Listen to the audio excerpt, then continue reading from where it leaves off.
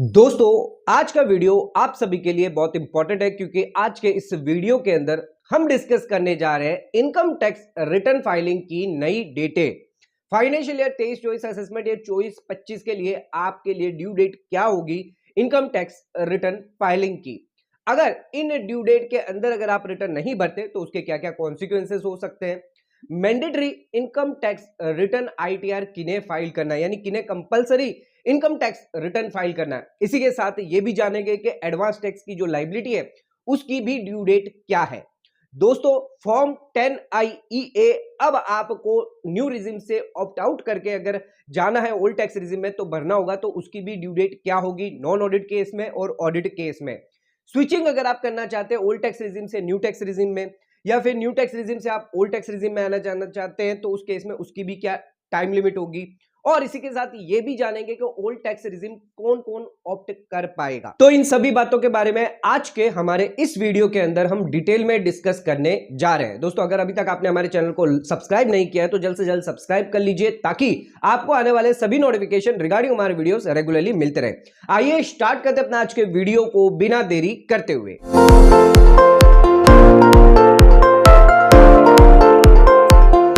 तो दोस्तों, आइए स्टार्ट करते हैं अपने आज के वीडियो को और बात करते हैं इनकम टैक्स की जो नई डेटें हैं financial year 23-24 assessment year 24-25 income tax return filing के लिए।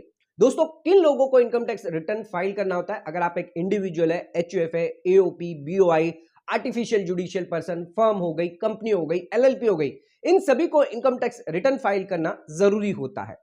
लेकिन इन सभी के लिए जो डेट्स होती है वो डिफरेंट डिफरेंट दी गई है बेस्ड ऑन ऑडिट केस और नॉन ऑडिट केस है। जिस पर ऑडिट लागू है उनके लिए अलग डेटें हैं, जिन पर ऑडिट नहीं लागू है उन लोगों के लिए अलग डेटें हैं। आइए जानते हैं क्या है due date income tax return filing की। सबसे पहले बात करते हैं नॉन ऑडिट केस के लिए, यानी अगर आप पर ऑडिट लायबिलिटी नहीं है तो उस केस में आपकी जो ड्यू डेट होगी वो होगी 31 जुलाई 2024, यानी 31 जुलाई से पहले पहले आपको अपने इनकम टैक्स रिटर्न जो है वो फाइल करनी होगी। अदरवाइज उसके कॉन्सिक्वेंसेस आपको फेस करने पड़ सकते हैं अगर आप डिले करते हैं तो।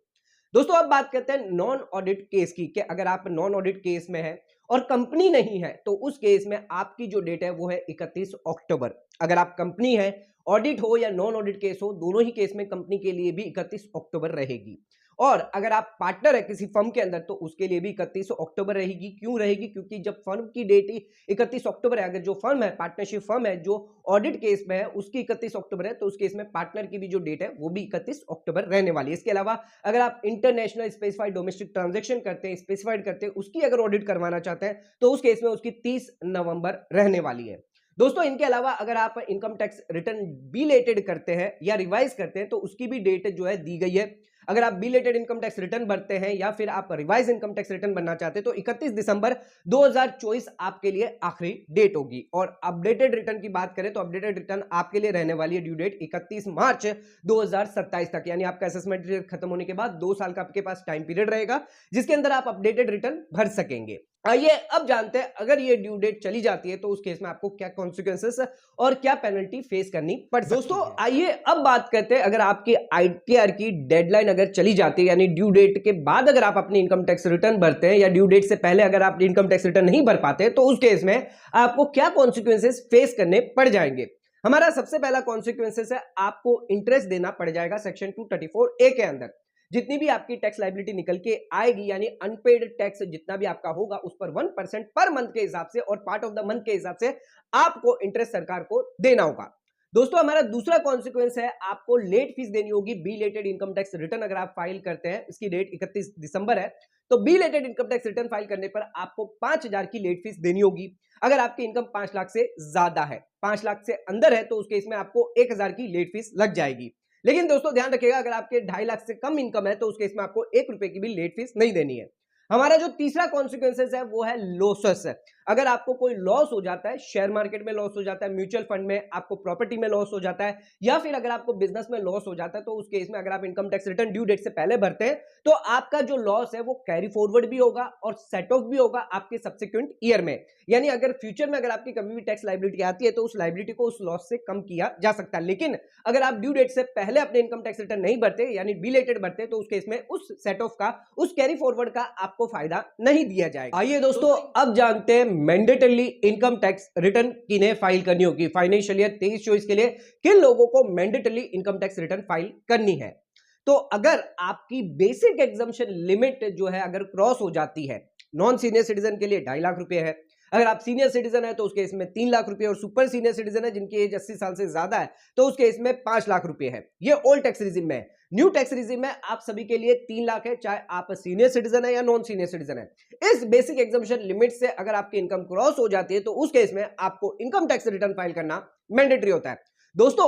लेकिन जिन लोगों की इनकम बेसिक एग्जम्पशन लिमिट से क्रॉस नहीं हुई है यानी उसके अंदर है, उन लोगों को भी mandatory income tax return file करना है। ऐसे कौन से केसेस हैं, आइए जानते हैं। अगर आपने सेविंग बैंक अकाउंट के अंदर 50 लाख रुपए से ज्यादा जमा कर दिए तो उस केस में आपको इनकम टैक्स रिटर्न फाइल करना मैंडेटरी होगा, भले ही आपकी बेसिक एग्जम्पशन लिमिट कम क्यों ना हो। यानी 3 लाख, 5 लाख और 2.5 लाख से अगर कम भी है तो भी आपको इनकम टैक्स रिटर्न फाइल करना मैंडेटरी है दोस्तों। सेविंग बैंक अकाउंट के अलावा अगर आप करंट अकाउंट के अंदर 1 करोड़ रुपए से ज्यादा जमा कर देते हैं पूरे साल के अंदर तो आपको इनकम टैक्स रिटर्न फाइल करना मैंडेटरी। अगर आपको टीडीएस मिल रहा है 25,000 रुपए in case non senior citizen और 50,000 रुपए इन केस सीनियर सिटीजन, तो उस केस में भी आपको इनकम टैक्स रिटर्न फाइल करना मैंडेटरी हो जाएगा दोस्तों। इनके अलावा अगर आप 1 लाख रुपए से ज्यादा इलेक्ट्रिसिटी बिल का पेमेंट कर रहे हैं, 2 लाख से रुपए से ज्यादा आप फॉरेन ट्रैवल पर खर्च कर रहे हैं, खुद पर कर रहे हैं, अपने फैमिली मेंबर्स पर कर रहे हैं, और अगर आपकी बिजनेस टर्नओवर है 60 लाख रुपए से ज्यादा, प्रोफेशनल टर्नओवर है 10 लाख रुपए से ज्यादा, या आपकी एसेट है आउटसाइड इंडिया, बाहर के देश में आपकी एसेट है जिसको आप होल्ड कर रहे हैं, या उसमें आप बेनिफिशियल ओनर है या बेनिफिशियरी है, या आपकी साइनिंग अथॉरिटी है जो अकाउंट आउटसाइड इंडिया है, तो इन सभी केसेस के अंदर आपको इनकम टैक्स रिटर्न फाइल करना मैंडेटरी होगा, भले ही आपकी बेसिक एग्जम्पशन लिमिट 2.5, 3 और 5 से कम क्यों ना है। तो ध्यान रखिएगा, इन लोगों को mandatory income tax return file करना है। आइए दोस्तों अब बात करते हैं एडवांस टैक्स की ड्यू डेट क्या होगी। तो आइए जानते हैं कि 10,000 से ज्यादा की अगर आपकी टैक्स लायबिलिटी निकल के आती है तो उस केस में आपको एडवांस टैक्स पे करना मैंडेटरी होता है। लेकिन अगर आप एक सीनियर सिटीजन है तो उस केस में आपकी भले ही 10,000 से ज्यादा की टैक्स लायबिलिटी क्यों ना है, आपको एडवांस टैक्स नहीं देना। लेकिन अगर सीनियर सिटीजन की बिजनेस इनकम है तो उन्हें भी एडवांस टैक्स पे करना पड़ जाएगा। डेट जान लेते हैं, ड्यू डेट क्या होगी एडवांस टैक्स की। तो 15 जून या फिर 15 सितंबर जो सेकंड इंस्टॉलमेंट होगी, थर्ड इंस्टॉलमेंट आपकी होगी 15 दिसंबर, और चौथी जो इंस्टॉलमेंट होगी वो होगी 15 मार्च। आपको 15%, 45%, 75% और 100% के हिसाब से इस तरह आपका हर क्वार्टर वाइज आपका जो परसेंटेज है, जो भी आपकी टैक्स लायबिलिटी है उसका परसेंटेज आपको एडवांस टैक्स के रूप में सरकार को देना होगा। अगर आपने प्रिजम्पटिव बेसिस पर इनकम चूज करी है, यानी बिजनेस के लिए 44AD, प्रोफेशन के लिए 44ADA, तो उस केस में आपकी जो ड्यू डेट होगी वो होगी 15 मार्च। 15 मार्च से पहले 15 मार्च 2024 से पहले आपको एडवांस टैक्स पे कर देना। लेकिन अगर आप 31 मार्च तक भी करते तो भी उसे एडवांस टैक्स पेमेंट माना जाएगा। आइए दोस्तों अब हम बात करते हैं फॉर्म 10IEA की ड्यू डेट क्या है, यानी कब तक हमें ये फॉर्म जमा करना है। दोस्तों आपकी न्यू टैक्स रिजिम जो है वो डिफॉल्ट है इस बार इनकम टैक्स रिटर्न फाइलिंग में, और आपको स्विच ऑफ करना है ओल्ड टैक्स रिजिम में अगर जाना है तो उस केस में फॉर्म 10IEA आपको जमा करना होगा। तो अगर आप बिजनेस पर्सन है या नॉन बिजनेस पर्सन है तो कब आपको ये फॉर्म जमा करना है, आइए जानते हैं। सबसे पहले बात करते हैं कि अगर आपकी कोई भी बिजनेस इनकम नहीं है, यानी आपकी सैलरी इनकम है, शेयर मार्केट की इनकम है, हाउस प्रॉपर्टी की इनकम है, इनकम फ्रॉम अदर सोर्सेज से बैंक इंटरेस्ट है, FD का इंटरेस्ट है, तो उस केस में आप ध्यान रखिएगा आपको अपने इनकम टैक्स रिटर्न में ही ये चूज करना है। आपको उसके लिए कोई भी फॉर्म फाइल करने की जरूरत नहीं है, आपको 10IEA जमा करने की जरूरत नहीं है। अगर आपकी बिजनेस इनकम नहीं है तो उस केस में आपके पास ऑप्शन दिया जाएगा ऑप्ट आउट का कि आपको ओल्ड टैक्स रिजिम में रहना है या फिर आपको न्यू टैक्स रिजिम में रहना है, तो उसके लिए आपको यस और नो करना रहेगा। इसके अलावा आपको कोई भी फॉर्म जमा नहीं करना है। यह ऑप्शन आपके लिए बिफोर द ड्यू डेट और after the due date available रहने वाला है। ये अब बात करते हैं अगर आपकी बिजनेस इनकम है तो उस केस में आपको कब तक ये फॉर्म जमा करना है। तो बिजनेस इनकम अगर आपकी है और आप नॉन ऑडिट केस में या फिर ऑडिट केस में है, तो सबसे पहले देखेंगे कि अगर आपकी बिजनेस इनकम है और आप नॉन ऑडिट केस में है तो उस केस में 31 जुलाई से पहले आपको यह फॉर्म जमा कर देना है। 31 जुलाई के बाद करेंगे तो उस केस में आप ओल्ड टैक्स रिजिम ऑप्ट नहीं कर पाएंगे। और अगर आपकी ऑडिट केस है तो उस केस में 31 अक्टूबर आपके लिए लास्ट डेट होगी, यानी इनकम टैक्स रिटर्न फाइल की लास्ट डेट होगी। उससे पहले आपको यह फॉर्म जमा कर देना है। फॉर्म 10 IEA ये जमा कर देंगे। अगर 31 अक्टूबर के बाद अगर आप जमा करेंगे तो उस केस में आप ओल्ड टैक्स रिजिम ऑप्ट नहीं कर पाएंगे। तो ध्यान रखिएगा, इन डेट से पहले आपको जो है 31 जुलाई और 31 अक्टूबर बिजनेस वालों के लिए इन डेट के पहले, बिफोर द ड्यू डेट से पहले आपको ये फॉर्म जमा कर देना, अदरवाइज आपके लिए न्यू टैक्स रिजिम ही डिफॉल्ट रहेगी। अब आइए दोस्तों बात करते हैं ऑप्ट इन और ऑप्ट आउट के बारे में कि कब आप स्विच कर सकते हैं ओल्ड से न्यू और न्यू से ओल्ड आप कब कर पाएंगे। सबसे पहले बात करते हैं कि अगर आपकी बिजनेस इनकम नहीं है तो उस केस में आप हर साल जो है ऑप्शन चेंज कर सकते हैं। यानी असेसमेंट ईयर 24-25 में अगर आपने ओल्ड टैक्स रिजिम ऑप्ट किया है तो उस केस में असेसमेंट ईयर 25-26 में आप न्यू में जा सकते हैं। उसके बाद जो असेसमेंट ईयर 26-27 होगा उसमें आप वापस ओल्ड टैक्स रिजिम में जा सकते हैं। तो आप हर साल ऑप्शन जो है वो चेंज कर पाएंगे अगर आपकी बिजनेस इनकम नहीं है।